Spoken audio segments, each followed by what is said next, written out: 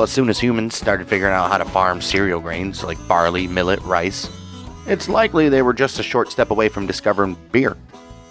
You see, grains with sugars can undergo something called spontaneous fermentation, and that's when wild yeast from the air drops in like uninvited guests at a party and gets to work turning sugar into alcohol. Boom! Suddenly you've got something beerish. Now, this probably happened independently all over the world right after early cultures began domesticating grains. And we got the science to back that up. Chemical tests on ancient pottery jars show beer was being made around 3500 BC in what is now Iran. That's over 5,000 years ago. At a site called Godin Tepe in the Zagros Mountains, archaeologists found pieces of a jug that dated back about 5,400 to 5,000 years ago. It had this crusty stuff on it called beer stone, which is a byproduct of brewing. So, yeah, they were definitely up to something boozy back then. But here's the thing, it wasn't just Iran. Over in China, villagers were brewing up their own fermented drinks as far back as 7,000 BC. And what's really interesting is their process looks surprisingly similar to what was going on in ancient Egypt and Mesopotamia.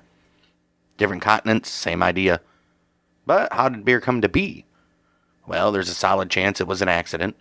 As author Thomas Sinclair, he says in his book, Beer, Bread, and the Seeds of Change, basically, early humans soaked grain in water to make it into a porridge. Grain alone is kind of chewy and a little tough to digest, so turning it into a gruel, it made it easier to eat. They'd heat it up, maybe to sanitize the water or to make it taste better, and then just leave it. After a few days, wild yeast would sneak in, kickstart fermentation, and voila! Suddenly this bland porridge, it turned into something bubbly and boozy. In fact, some of the earliest solid evidence of fermentation comes from Israel. This is even further than the rest, where archaeologists found residue from a 13,000-year-old beer. 13,000 years. That was found in the Rakafet cave near Haifa. And it was thick, more like a beery porridge than a crisp lager we know today. But it was definitely beer, and it was used for ritual feasting by a people called the Natufians. Eventually, beer started showing up in writing. The first written records come from Mesopotamia. That's ancient Iraq today, if you guys didn't know.